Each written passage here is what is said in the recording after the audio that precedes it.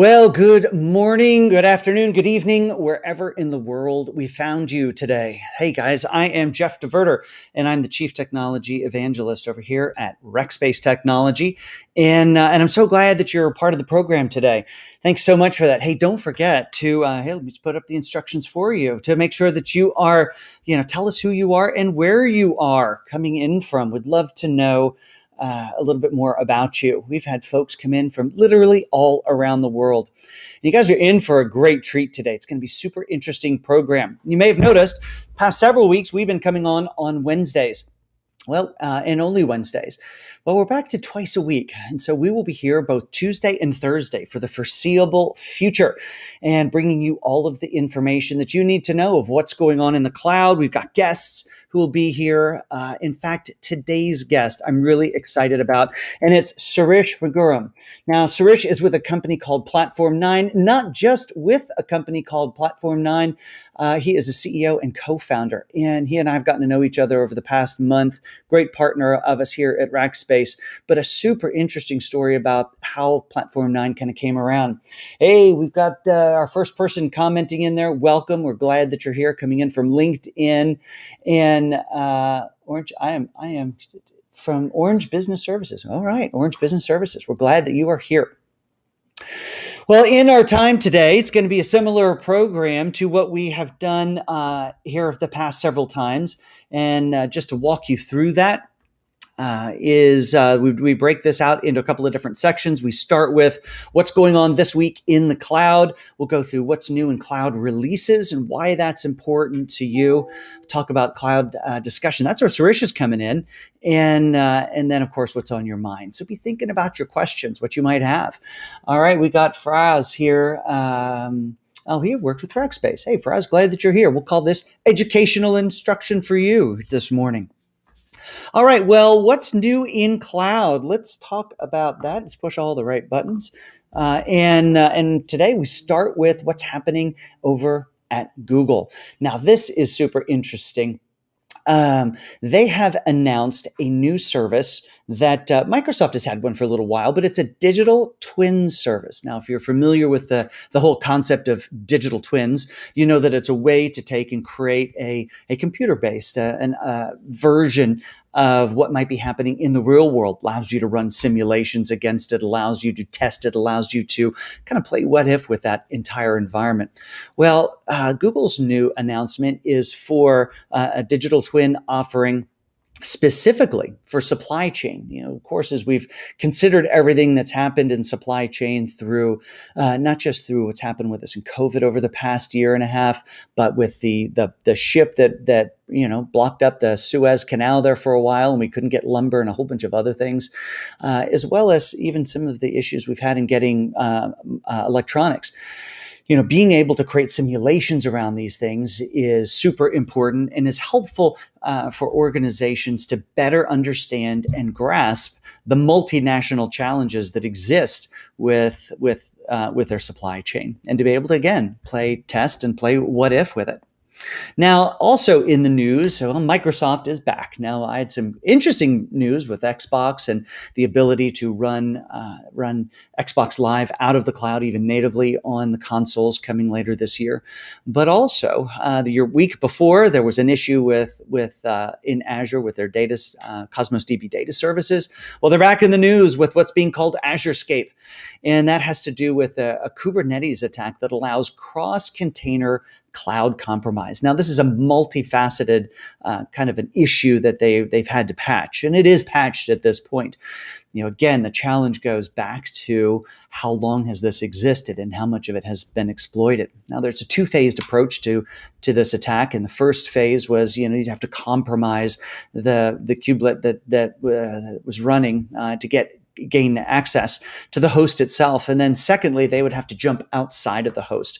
So it's not a hack that was readily available, wasn't for the faint of heart, but it certainly was one that could be compromised. And what this continues to shed light on is the fact that security is a huge, huge issue. Now, it's always been an issue, but what the hackers have had to do in the past is compromise thousands and thousands of different servers to be able to, or even desktops, to be able to launch significant attacks against an adversary.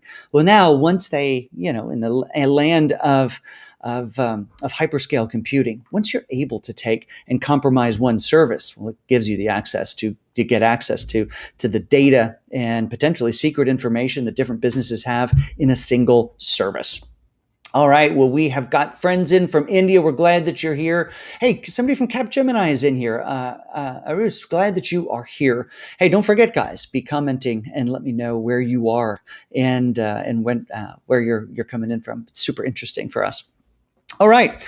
Well, moving on, we will move on to what's happening in cloud releases, and we'll start with some services from AWS. We're going to do 2 each from the clouds today. And the first one, as you can see, are new instances for video transcoding. In fact, they're Amazon EC2. They're called VT1 instances, and the intent here is to allow transcoding of video data up to 4K Ultra HD.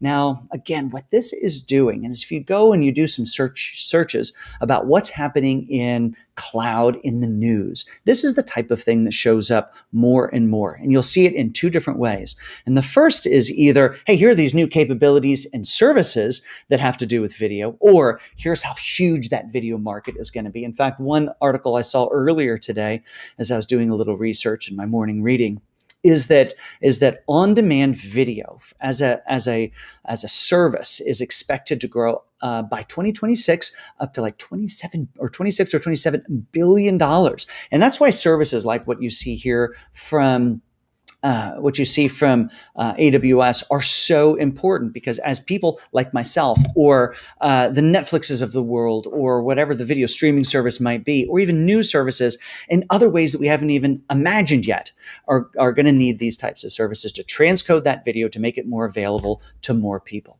All right, we got more rackers popping in here. We're so glad for that. Also, somebody from Hitachi, Jeff, I'm so glad that you are here.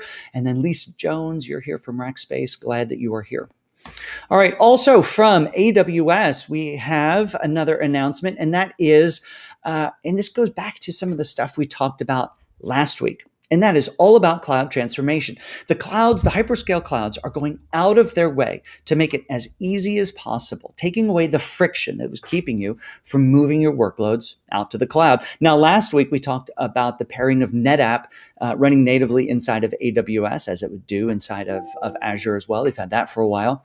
But now Amazon is talking about SAN, being cloud native SAN inside of AWS to expedite users' cloud migration process. Again, removing the friction of these large data sets and things that would kind of be those gravity boat anchors that would hold them inside of a data center, now making it easier to go out to the cloud.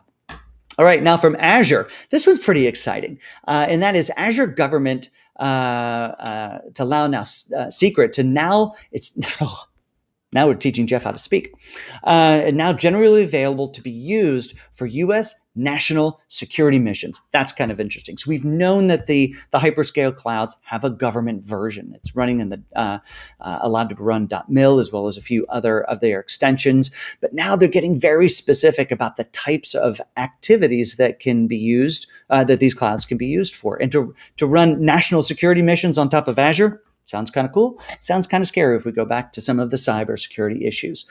There are also new migration offers. This is the other thing that you see consistent from cloud to cloud, and that is they are trying to remove some of the financial barrier for you moving your workloads out.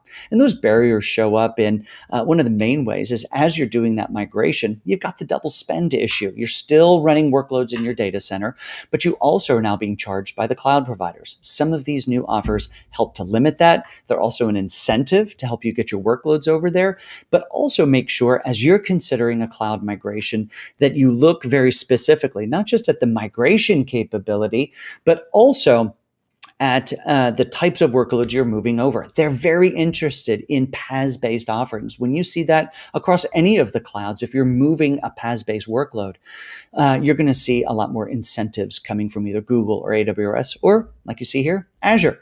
Speaking of Google, they've got Cloud Run now available inside of Anthos as a feature. So they're continuing to build on top of Anthos. I announced some new things last week that Anthos made available.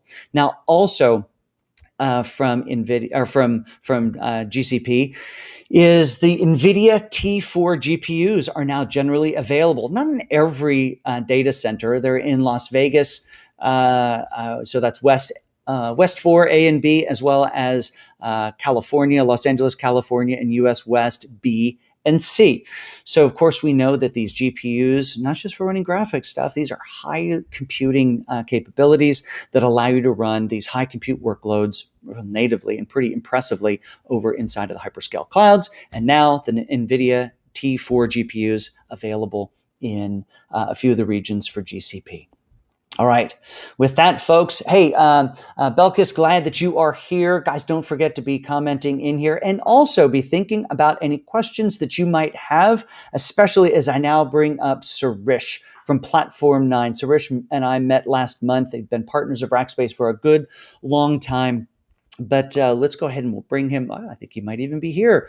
Sirish, welcome to Solve Live. Glad that you're here. Thank you for having me. It's great to be here. Absolutely. Now you're coming from, well, it's a little bit earlier in the day for you than it is for me. It's just about sunbreak here. So I'm in the West Coast in California, and it's pretty early in the mornings, but I hope there's a West Coaster out there in the audience as well. Well, let's see if anybody pops in. You can see we hit usually from central all the way around the world to the east, but West folks they're a little slower to get up. No, we like our sleep. We're up at like 8 in the morning is early for us. There you go. But hey, so Platform 9, how long have you're a co-founder, you're CEO and co-founder. When did Platform 9 come into existence? So we started the company about 7 years ago. My co-founders and I were early engineers at VMware, and we saw ourselves working on some of the cloud products there, how hard it was to operationally run these products. Yeah. In comparison, all the hyperscalers you were just talking about, Jeff, so easy to run. You can just be up and running with an Amazon or a Google or an Azure instantly. And the idea behind Platform 9 was really, how can you bring the simplicity and ease of use that the public cloud has, the hyperscale public cloud has? How do you bring that to people who want to run a private or hybrid or edge cloud or a multi-cloud architecture? So that was the genesis of starting the company. Okay. And of course, you were one of the early engineers even working in some of the VMware products that we're still using today in a much later version when we think about VMware Director. I mean, you had your fingerprint all over the early versions of that. Yeah, our co-founders were early engineers there, worked on a lot of the VMware products. So we have our fingerprints on a lot of those products. So Taylor Bird and I, one of my partners in crime over here at Rackspace, spend a lot of time talking about containers. I'd love let's just get your opinion or your thoughts around just containers as a technology and where you see them fitting best. Yeah, if you think about it, Jeff, look, there's so many people that are trying to adopt the cloud and run in the cloud, right? And you talked about the SAN in the cloud and so forth, right? Like when you get started with the cloud, often you got to get started with what you have. Yeah. But eventually, if there's two ways of running in the cloud, right? You can lift and shift the workloads that you've had historically on premises, let's call it a more legacy architecture, and run that in the cloud. And you're going to then see that it ends up being it's quite expensive, right? And the availability guarantees you get in the cloud are very different from what you get on premises. So if you have an app that was maybe running very well on a high-end SAN, in order to get the best value out of the cloud, you got to figure out how do you make it more native to the cloud. By that, I mean taking advantage of the broader range of instances, the broader range of storage types that are available in the cloud. Right. This is where containers comes in, right? Like containers is about a way to make your application architecture more efficient to run in the cloud, where it's inherently more scalable. It's inherently more agnostic to the infrastructure environment that it's running in. So you can run that more easily in different cloud environments. You can inherently automate the full deployment and life cycle from the initial deployment to new versions. You can automate the scale up and scale down. So horizontally scaling up an application when there's high usage, Yeah. but also shrinking it back down so it's not using a lot of resources when the workloads aren't there, to optimizing your cost in the cloud by taking advantage of the broad range of instances. There's different kinds of instances in the cloud.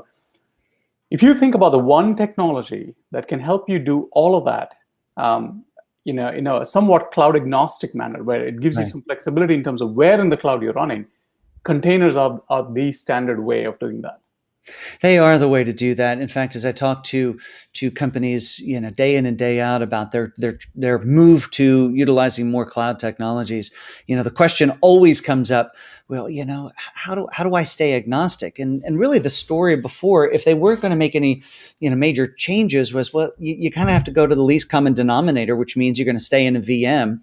But if you're willing to make some investment and you want some agnosticism across the clouds, well, containers are the most portable way that still gives you the most flexibility. Well, Suresh, then how does Platform 9 fit into that when we think about containers, running them in any cloud? What's Platform 9's role? We make it easy to run containers in the cloud by we deliver a hyperscale Kubernetes service. So think of it as Kubernetes as a SaaS service. Very similar to the Amazon EKSs of the world, very similar to the Google GKEs of the world. Yeah. But unlike EKS and GKE, we're inherently infrastructure agnostic. So it runs anywhere. So you get the same consistent Kubernetes and CNCF service API. You can get that on Amazon, you can get that on Google, on Azure, you can get that on Rackspace infrastructure, you can get that on premises in your data center, you can get that at the edge. So it's agnostic and gives you a lot more flexibility in terms of architecting a hybrid approach, number one.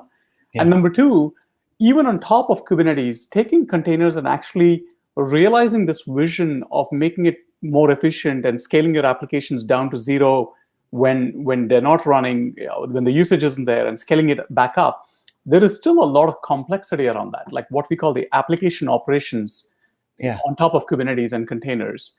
We make all of those things easy. So you can get started with Platform 9 using any cloud environment of your choice or using any existing Kubernetes environment of your choice. Okay. We ultimately make it easy for you to realize the promise of modern, elastic, highly scalable applications on top of Kubernetes. Got it. Hey, question for the audience. Are you and your organizations utilizing containers today? Let us know down in the comments. And if so, how are you using them? Are you using them to create agnosticism? Are you using it because it's great technology and it helps you get greater density? I'd really be interested to know how you're utilizing containers today. So Sirish, I think when I think about the ability to manage these workloads, these applications cross cloud. I mean, you saw the news announcement of the AzureScape incident over, that unfortunately Microsoft had. If somebody had been using a Platform 9, this would have given them maybe some more flexibility to say, there's an issue on Azure, let's shift this workload elsewhere, maybe even repatriate it for a while until, some confidence is regained. Yeah, you also talked about some of the GPU examples, right? Like, so let's say that Google bought out new GPUs in specific data centers, and you wanted the ability to you have a workload like one of our customers recently is a retail analytics customer, and you may want to kind of run on that stack because those new GPUs give you much better price performance and helps you kind of achieve some of your objectives. How do you do that? If your applications are built on top of, let's say, an Azure Kubernetes service and around the Azure ecosystem, you can't take advantage of these innovations that are happening in Google. Or for that matter, you might have access to infrastructure outside of the cloud that you want to use as well, right? Like you said, you alluded to, Jeff, having the flexibility. This is why there's so much interest in broadly what people call hybrid. And by hybrid, it can actually be a combination of private and cloud or edge and cloud or actually multi-cloud environments. Yeah. And that's why the larger the organization, the more likely that they're implementing some kind of hybrid architecture. But then the question is, what is the platform that helps you kind of operate your applications, deploy and operate your applications with greater flexibility across all of the different infrastructure environments that you have? That's where Kubernetes comes in. Yeah. And that's where we make it easy by delivering it as the same hyperscale service that you love in the cloud, but with the flexibility to run it anywhere. Right. So that's one of the reasons I wanted to have you on also, is because as we think about all things, and Rackspace talks about being the multi-cloud company, But as companies think about wanting to use multiple clouds, and we could use the example of, something scary happened in Azure and I want to move, or a better example, the one you used, and that is there's new capabilities over in another cloud like Google that you want to move your workload over so that it can, make use of that capability. That's complex type stuff. That's it's not. We like to think of the cloud as the ability to script something out, or even a couple of clicks and off you go. But when you start doing things in a multi-cloud way, it creates all sorts of challenges. It creates, first of all, there's the mechanics of moving from one place to another. There's monitoring and management of those workloads across all of it. But that's the type of thing that a company like Platform 9 is here to help solve. And Jeff, today I would say that multi-cloud isn't as common as we may all want it to be, and the reason for that is that there's a high barrier to entry, right? It's very complex. It's not easy to do this. Some of the things we talk about, it's not that easy, right? It's incredibly hard to say. You have to kind of building and running in a cloud is a months-long effort, and shifting. Just let's say there's something that happened in Azure. Shifting to a different cloud just in reaction to that is unrealistically, it's just too hard today. Yeah. But I think if you look out 2, 3, 4 years from now, we dream of a world where it's going to be seamless, where instead of thinking of the Amazon regions and the Azure regions and the Google regions, what if you could see all of those? And what if you could see all of the edge sites, right? Like with the emergence of technologies like 5G and all of the infrastructure sites that are out there at the edge. Imagine that you could deploy seamlessly anywhere between your own existing environments, your retail environments, your edge environments, your points of presence, your CDN edge, and the public cloud sites. I think that is when we have this mission called freedom in cloud computing. Imagine the freedom of being able to say you can run where you want, when you want it, and being able to do so easily. That is something we dream of, and I think that time will come. Right, that's where we're headed. And containers and Kubernetes, I think, are going to be the foundational technology that will help make that easy. I think it's a great dream, because you're right. Right now, to be able to do anything truly multi-cloud, I mean, it's heavy lifting. It's super heavy lifting. Most companies that are doing what we might call multi-cloud truly is just, hey, Department A likes to use Google and Department B likes AWS and Department C likes Azure, and so off they go. But when you think about workloads that are, span a cloud, or you want to be able to bounce around from cloud to cloud, I mean, you have to have the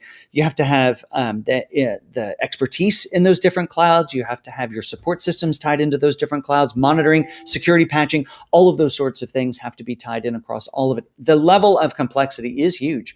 But then again, that's why containers really becomes a great solution, because it is ubiquitous, because it is this unique asset that can run in any of those locations. You can then start to centralize around the container, the Kubernetes based technology, and let the clouds run the rest of it. Yeah, absolutely right. So who are some of the customers, without naming names, but industries where you find today that containers are really making a big difference?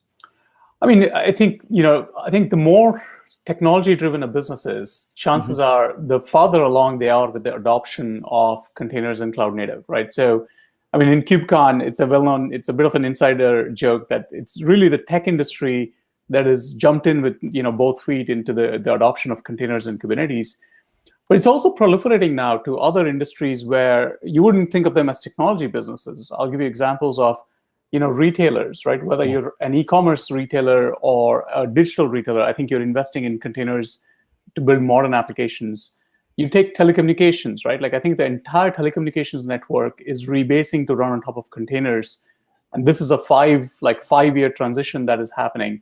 Yeah. You take media, and especially because media also involves the use of distributed, there's a lot of streaming, there's a lot of latency considerations, and so I think the applications that transform all of these services, they're all again running, I think, in distributed environments. So I would say tech, media, telecom are maybe at the forefront. But there's this old saying, Jeff, it's a little bit cliched, but it is true. Every business today is a software business, right? Like if you're not taking advantage of software, you're giving up a massive competitive advantage to someone else in your industry. And so, and containers, essentially every software company I think is going to be using containers, if they're not already. Yeah, we've got a customer that comes to mind, retail-based customer that is very forward-thinking in how they their approach to technology, and they do it so well because when you go into one of their stores, you don't necessarily sense or see the tech, but you talk about containers in retail. They've got containers running at the edge in each of the stores because they're trying to, as best as they can, mimic the expectations that people have from shopping online now inside of the retail environment. And there's all sorts of really interesting things that they're doing to help make that a reality and help make sure that the guest is served well. And the customer experience that you can get by infusing technology like that, I mean, that's what makes it all fun, right? Yeah, it's so fun. So exciting. Because the tech is the best when it's never seen and it's just enhancing the user experience. Yeah. All right. So here in our last couple of minutes, Sirish, it's sort of just kind of what's on your mind. When you think about the tech world, it can be, focused specifically in where you are. But what gets you excited about tech these days? What's on your mind in that space? One of the things, I mean, obviously, look, we have a huge bias towards, infrastructure and cloud computing technologies. One of the things that we're spending a lot of time within Platform 9 these days is, you look at a lot of these, Jeff, you talk about all the hyperscale services and you talked about Google Cloud Run, there's Amazon App Runner, there's Google Cloud Run. Yeah. These are services from the hyperscalers that give you the next level of automation. So you think about containers, but then you think about, let's call it serverless, almost serverless like PaaS technologies that give you the next level of automation. Yeah. But they do so in a manner that is somewhat proprietary to each of these hyperscale clouds. We think we're studying that problem quite closely. In the past, we've actually worked on an open source functions as a service project called Fission.io, which was actually originated from Platform 9. Okay. That serverless space feels like a next iteration, next evolution of the automation that containers make possible. And wouldn't it be nice to have a hybrid and infrastructure agnostic way to get that automation of the serverless platforms? That's something that we're very passionate about, and we're looking at quite closely. That's exciting. So, Sirish, how can people get? Of course, if they want to learn more about the Platform 9, platform9.com, I assume. Yeah, and the product, there's an entirely free, and it's truly free forever product. It's so we have fantastic user retention. People who sign up on the free tier, they tend to kind of use it over a long period of time. The retail company I was telling you about actually started as a free tier user about 9 months ago. Amazing. And then when they grew, as their business grew, they actually deployed some GPU hardware in a colo nearby, and they ended up becoming a paid customer of ours. That's kind of how we learned about their journey. So there's an entirely, truly free forever product that's available at platform9.com that I'd encourage anyone who's interested to try out. Awesome. How can people get a hold of you? Available on LinkedIn and all the places? I'm available on LinkedIn. I'm allegedly on Twitter, but I assume that's some kind of fake clone of me. I am on Twitter as well and not very active. I'm definitely reachable on LinkedIn. Okay, find you on LinkedIn. Rajesh, thank you so much for being a part of the program here today. Everyone, thank you for watching. As always, we'll be back on Thursday at 8:30 Central Time, and we'll look forward to seeing you then. In the meantime, go over to platform9.com and sign up for your free trial. And if you want to reach us here at the Solve program at Rackspace, just email solve@rackspace.com. All right, everybody. I'm Jeff DeVerter, Chief Technology Evangelist here at Rackspace. Thanks so much for being a part of the show, and I'll see you on Thursday.